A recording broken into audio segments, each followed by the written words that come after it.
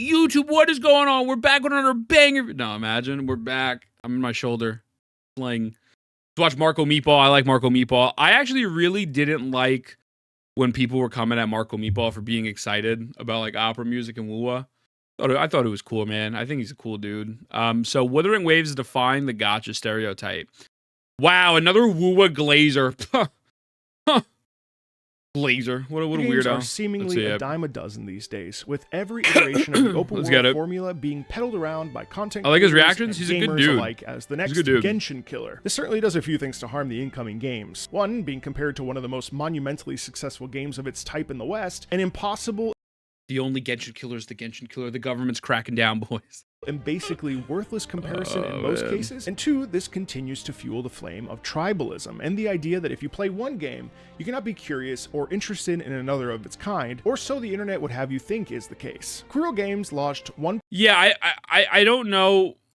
I don't know if I 100% agree with that take. I don't think comparison is bad. I think the problem. I think he was an opera singer. I think he was fucking the voice of an angel. I don't think comparisons are bad.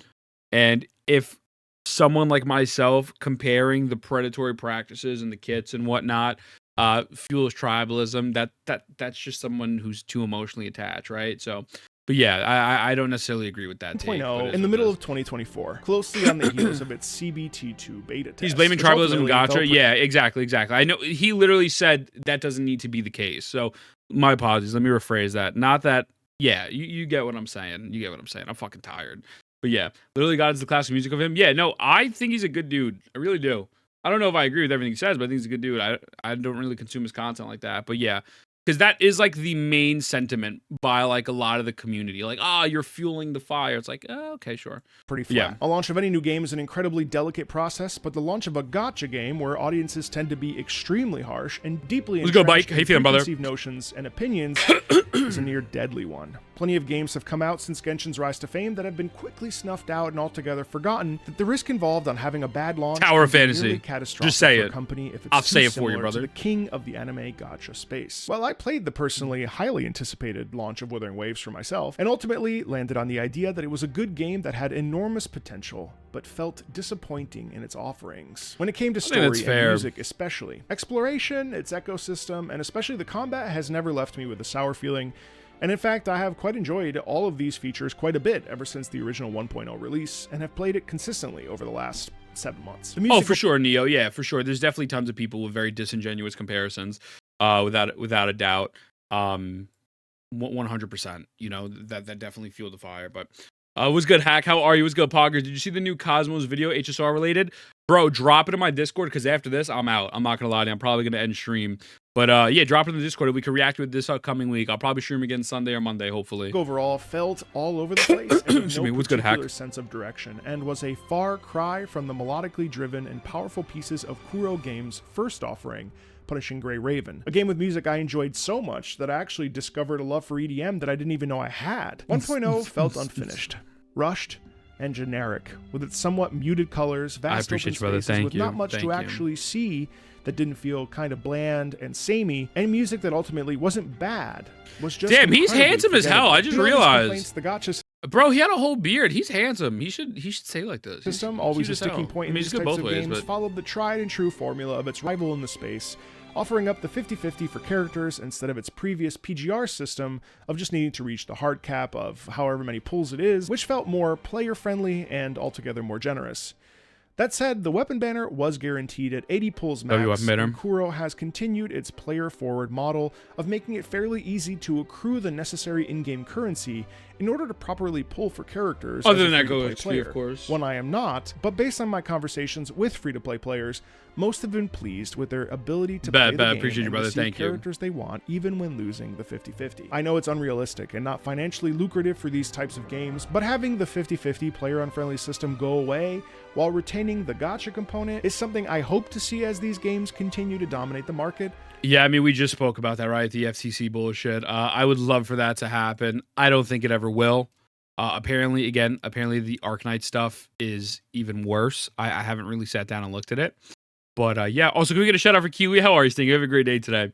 But for me, it's hard to see. Oh, The PGR combat, I don't really like the orb system. It wasn't my favorite thing. I'm not a big fan of it, but how are you, Kiwi? Have a great day. But yeah, definitely would love to see 50/50s go away. Again, I think there's just so many ways to monetize the game without a 50/50, you know? But whatever. Watch Asmon play Arknights? Yeah, bro. Listen, man, shit. People watch Asmon. Also, thank you, E. How you feeling? It's unlikely, but a man can dream. What was really surprising, though, came in subsequent patches that occurred pretty rapidly. Sure, yes, there was some filler in the 1.0 patches, but 1.1 brought with it Mount Firmament, characters with Jinshi and Changli, and a whole new area with its own system and mechanics to unravel and discover. This was a welcome surprise for many of us who were committed to supporting and playing Wuthering Waves. The music improved and had a really lovely overarching melody that was memorable, if not a bit too simple, with just the melody as the dominant aspect of the music, but it also brought real highs and lows for what quickly became a fan-favorite character with Jinshi, and the challenges of being a Sentinel's Resonator. And then finally, later on in the 1.0 patches, we went to the Black Shores. Another, in my opinion, colossal victory for the continued vision of what Wuthering Waves was wanting to become. New, terrific, compelling characters, improvements to dialogue, character interaction, and the general quality of life became very high. It felt that Kuro Games was actively listening to player feedback, taking it seriously, her skin was amazing, rather than just trying to make as much money as possible. Admittedly, there was still, I don't know, a bit of a wow factor that was missing. Sure. I mean, I'm not gonna lie to you. That's why a lot of people love WoWa, is just because it doesn't feel like that. That they're just trying to milk you for money. They actually are genuinely trying to make a really good game. I think in some cases they're trying to not even have it categorized as a gacha game. At the end of the day, it will always still be a gacha game. It will always be a gacha game. It will never be a AAA game, but it could be the closest thing to it. Because there are some AAA mechanics that I think are fucking crazy. But yeah, I think that's why WoWa is just so good. And I think realistically, WoWa has set a new industry standard. And I just want to see the success of WoWa be 100% higher, so that way other companies can try to live up to that success. I don't care about Genshin. I don't care about this bullshit rivalry with Hoyoverse. I just want this to be the new standard. If you're going to drop a game, now granted 1.0 dropped in not the greatest spot, but even with 1.0, they'd still show they genuinely cared. Also, Coco, what's good, brother?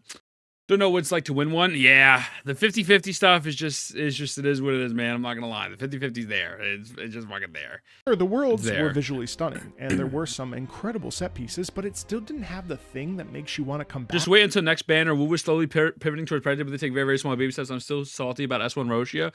Yeah, Arvin, I'm gonna make a whole video covering that. I'm gonna make a video covering Roshia and stuff. But as a whole, though, they're definitely doing some things that feel a little stinky, but they're not outright horrible, so I get it, you know. Roshi, a small upgrade. Nah, at S1 she's a pretty big upgrade. Back day after day to but live that in requires and S1. The world, just use S6 on one. And certainly for myself, music as well was really starting to turn a corner and becoming less and less meandering, without any specific intention.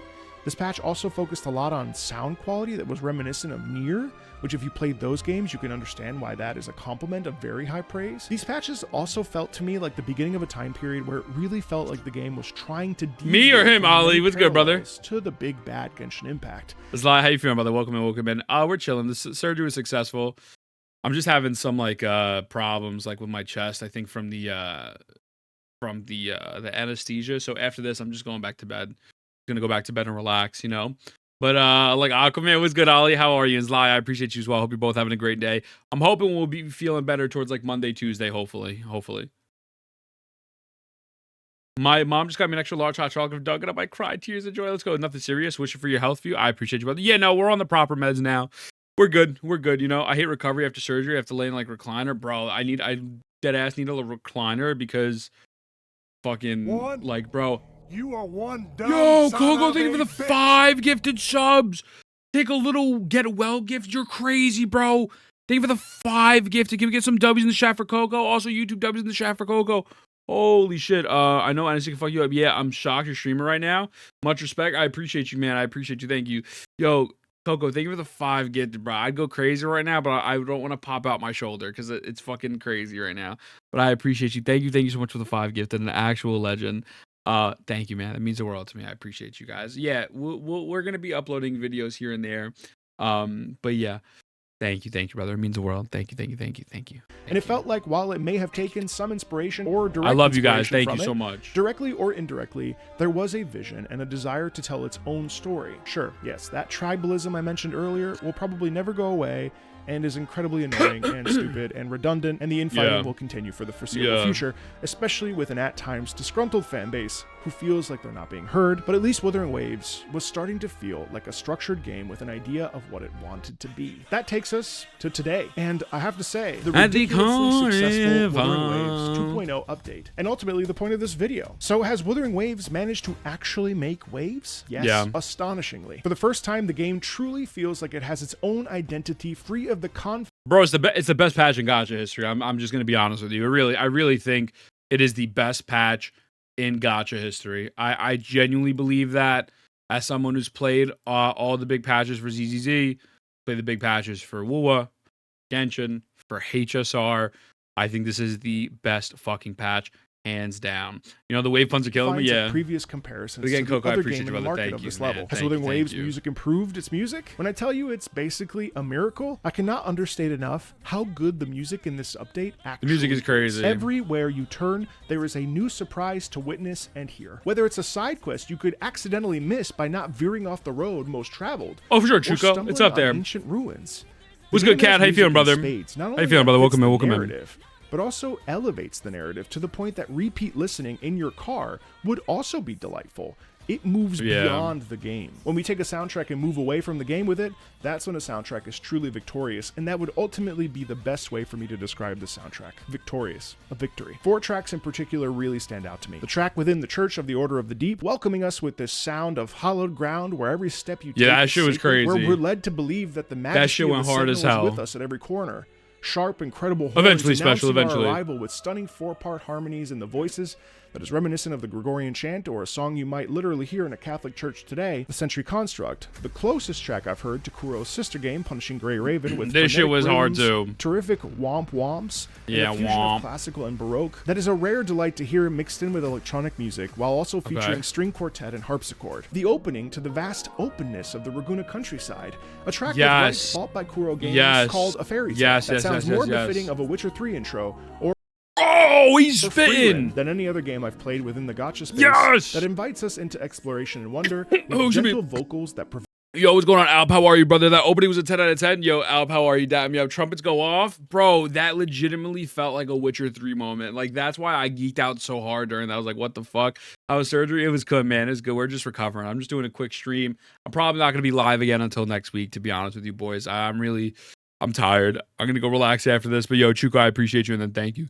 Thank you, boys. Curiosity and even warm our hearts to the warm hues of green and brown we experience in the countryside. Take your time, love you. I love you guys too. With echoes and references. Oh, she's smash. Flute. A reimagining of a timeless song that will have cultural implications far deeper than one can even begin to consider, exposing millions of people to the power of opera as a musical medium, and that elicited this outrageous reaction out of me, a former professional opera singer. Wow, that's cool. No, I didn't, Viper. Oh my god! Oh my god! No fucking way! Holy shit! Yo. Oh my god! He's such a good dude. They referenced Queen of the Night! And lastly, the menacing Elden Ring style FromSoft approach to the dragon, whose size alone makes it a terrifying foe. Story reasons not mentioned for the spoilers. Dude, shout out to Marco, man, because I feel like sometimes, at least for myself, like I could appreciate the music, but I do think like it gets lost. So like actually him taking a moment to actually point out all the individual tracks that really stood the fuck out and all of them made the moment feel so special was pretty sick. Honestly, W Marco, man.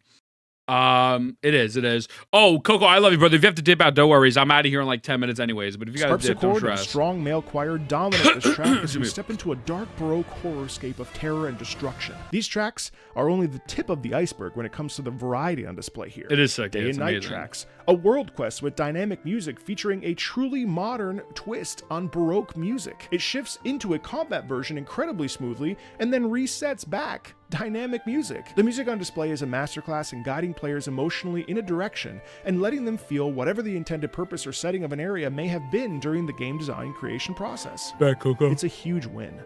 If 1.0 was disappointing, then 2.0 is a complete reversal and a total triumph. Yeah, no, he's dope. I cannot help but recommend it to you for the music alone. More than anything, this game feels like a game first and a gacha game second. Oftentimes in this style of game, there can be a sense that the purpose of doing things around the world is... Special is absolutely cooking. That's the best chat. No slop on his channel, unlike you. You're goddamn right. I'm a gobble me, slopple me all over everyone. Fucking pinning that one. Loved it. You to keep going, to keep opening those gacha tabs and spend those in-game currencies, or better yet, swipe your credit card. But in the case of WUWA 2.0, it doesn't feel this way in the slightest. Sure, it's there, but it feels like this game wants to be a Witcher or a Red Dead, but in anime format. It wants you to explore its world, see what it has to discover, and in a way, it lends itself to an MMORPG experience, kind of. Not dissimilar to the wonderment and curiosity that a game like Guild Wars 2 can provide, where the world is yours to find and uncover, and who knows what you might see. In fighting between enemy factions? Sure. Old ruins that harbor a dark secret? You got that. A flying minigame where you're actually high as a kite and suddenly are flying with a boss from earlier in the game? Why not? There's spectacle everywhere throughout the landscape. Also 100% that they don't like gatekeep everything for sure. Yo, can we get a fat shout out for Amethyst? How you feeling, brother? Welcome, man. Hope you're having a great day today. Yeah, the lack of gatekeeping was massive, 1000%, for sure. But Amethyst, how are you, brother? And everyone go follow my boy. If you don't, I'll beat you up. Flight was also something that was recently introduced as sort of Drip, how you feeling? Mechanic, and it is an incredible showcase of Kuro Games. Sorry, boys, we're just recording this. Give me 2 seconds. Traversal has always been something really important to these devs, and clearly this is the ultimate form of that, though I wonder what else they have in store for us for future expansions. Flying is the pinnacle way to get from point A to point B, and the more you explore the regions, the more you're rewarded with stamina that allows you to fly further and longer, allowing you even more time to bask in the majesty of this incredibly inviting and well-designed world. As I mentioned, the world is layered in such a way that the mind can't help but want to see what's under the clouds or over the horizon. There is so much to see and explore and come across naturally, but if you want, Kuro Games has also made the process easier by giving you easy ways to proceed right to where you want to go, saving you time and allowing you to get what you want to get done quickly and efficiently if you don't have a lot of time on your hands. I'm not going to spend a lot of time on this story, but it's also really good. I gotta say, story's valid. Amethyst, I'm kind of feeling like shit. I'm gonna try to go live again probably Monday or Sunday. So when I go live next time, I'm 1000% down to pull that up on stream. Because after this, I'm taking a fat nap. I'm gonna just keep it a stack, boys. Because I feel like shit right now. I get so distracted. Yeah. Story's actually good around the Black Shores. It's not bad. The flight has such a nice touch, like the wings and the clothes. Oh, for sure. Without a doubt. The flight is genuinely top tier. Flight is genuinely amazing. Nah, this is a crazy 17. Wait, Wuma, PM me. I gotta log in and put this. That is a crazy 17 emo, brother. Holy shit. The flight is 1000% done well. Yeah, it's 1000% done well. Wow. Slop content. Which is the artifacts legit. Can't complain about anything else. Yeah, man. I mean, other than that, I don't think even Techzone has that. I'm gonna add that. So tired of every gacha game having these convoluted phrases or terms that I have to remember, and then having a character repeat themselves 30 times or rehash what we just experienced, or go on a 40-minute long monologue about stuff that is so in the weeds that you need a PhD just to understand it. Yeah. In the case of 2.0 story, it's pretty on the nose. Yeah. There are some pacing issues, mostly in some NPC interactions at the beginning as the world building starts. Really? And especially I actually thought in some exchanges with adjacent characters that could be shorter in the back half of Act 2. But overall, I was locked in for the full 10 hours I spent with the 2.0 story. I didn't feel that. Intriguing, maybe a bit predictable, but overall, when it ended for this update, I didn't want it to end. That's personally how I know it's good, per my standards. The companion quest with Carlotta, on the other hand, was by far the longest of the companion story quests. I heard that was... While I felt the beginning 30 minutes were way too much back and forth to areas and conversations with people that you kind of don't really know. Like the beginning was bad. It was actually a really satisfying conclusion that felt we really had arrived and learned more about her. With some ever so slightly tighter scenes, I think we would have had ourselves a near perfect story experience. In total, I would say the story experience landed around an 8.5 out of 10 if we combine the main story, Carlotta's story, and some of the world quests. This is another point I should make, is that everything that happens after the main story in the world and Carlotta quest just feel naturally good because they feel like a continuation of the 2.0 story. So these world quests or companion quests, which oftentimes could feel like filler a lot of the time, actually fill some really nice gaps for characters' motivations.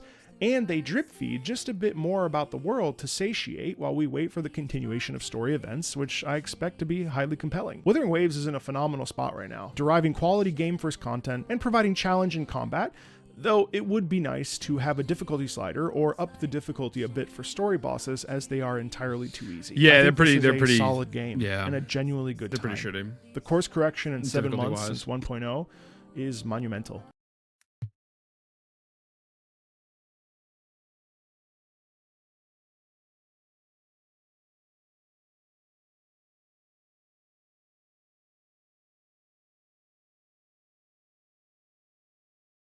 Was my ass out? I think my ass was out, boys. What do you think? This is good, but like, what do you think about 3.0? I think my ass was out, but what do you think? What do you think they're going to deliver in 3.0? Ass? PB SideQuest is actually good. I'm so excited. And should be praised and praised loudly. Yeah, I don't know. And I can't help but say that I feel that if you're not into Mid? Gacha What's going on, Wall? How you feeling, brother? You're watching this video, or have been on the fence on trying Wuthering Waves, now is absolutely the time. This is the kind of turnaround. Oh no, I'm sorry. Final Fantasy already. Not 3.0 HSR. My apologies. I meant, what do you think they're going to do for 3.0 WUWA to make it better than this? Like, what else could they add? My bad. I should have phrased that better. But yeah, I think this is a great review. I think he did a great job. Or No Man's Sky. It may never land at a true AAA experience, or whatever that means for you, but I think if you go in with a level head with gacha aspects, or don't interact with them at all, you'll come away with a game that respects your time, engages you, and might even move you. It's very good. Wuthering Waves has done this seemingly impossible, and I cannot recommend it enough to you or anyone who might be interested in getting stuck into a beautiful world with delightful characters without being too bright or peppy. If you're looking for a new game, this very well could be the one for you. And while nothing is perfect, I do believe they really knocked it out of the park with this one, and they just need to keep that up for the remainder of the time that they make this game. MarcoMeatball, man, that was a great review. I think that was a very good, non-bias review, genuinely. So shout out to him. We'll link that in the description, but I think absolutely everyone should go follow the homie. I think it is the best. I think it's the best gacha patch, period, you know? That being said, YouTube, I love you. I'll see you in the next one.